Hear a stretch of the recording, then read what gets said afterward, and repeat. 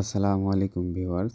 আজকে আমরা এমন একটি প্রোডাক্ট নিয়ে কথা বলবো, যেটা হলো শীতে ঠোঁট ফেটে যাওয়া এবং স্মোকিংয়ে ব্ল্যাক দাগ পড়ে থাকা যে ঠোঁট, ঠোঁট আমরা গোলাপি করার জন্য অনেক আগ্রহ হয়ে থাকি এবং শীতে ফাটা খসখসে ভাব যাতে অয়েল টাইপের যাতে ভাব দেয় এবং ঠোঁটটা যত স্মুথ থাকে সেই জন্য এমন কিছু ব্যবহার করতে চাই যেটা আমরা অনেকে জানি না।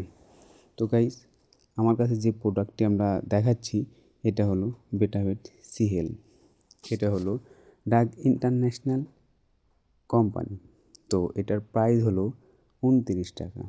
তো এটা কেমনে ব্যবহার করবেন, দিনে কয়বার ব্যবহার করবেন এবং কখন ব্যবহার করবেন, এই বিষয়ে অবশ্যই আপনাদেরকে জানাবো।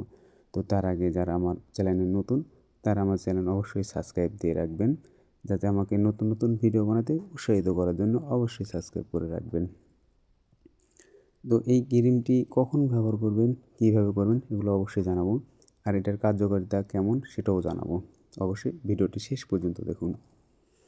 যেগুলো স্মোকিংয়ের ব্ল্যাক দাগ দীর্ঘদিন হলে ব্ল্যাক হয়ে আছে, কিন্তু গোলাপি টাইপের ভাব করতে পারছেন না এবং শীতে খসখসে হয়ে আছে এবং ফেটে আছে, তো এটা স্মুথ হচ্ছে না। তো এই ক্রিমটি কখন ব্যবহার করবেন সেটা জানিয়ে দেবো। তার আগে আমরা ভিতরে প্যাকটা দেখে নিই যে এটা কেমন দেখতে।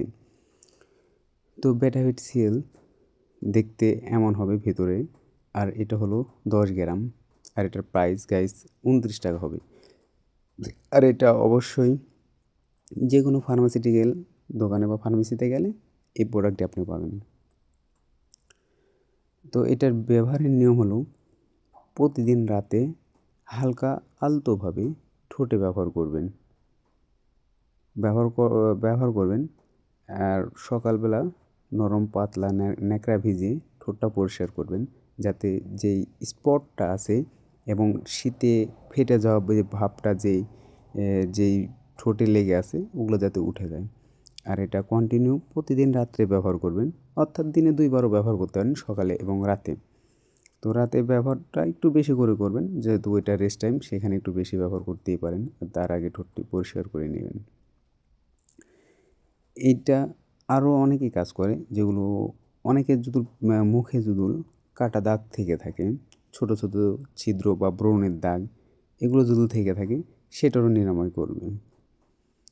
এটা যদি কারো যদি ব্রণে বা কোনো দাগের জন্য যদি ব্যবহার করতে চান, তাহলে প্রতিদিন রাত্রে ফ্রেশ হয়ে হালকা সীমিত আকারে যেগুলো জায়গায় পিম্পলের দাগ অর্থাৎ কেটে যাওয়া দাগ এগুলো আছে, সেগুলো জায়গায় এটা হালকাভাবে লাগাতে পারেন।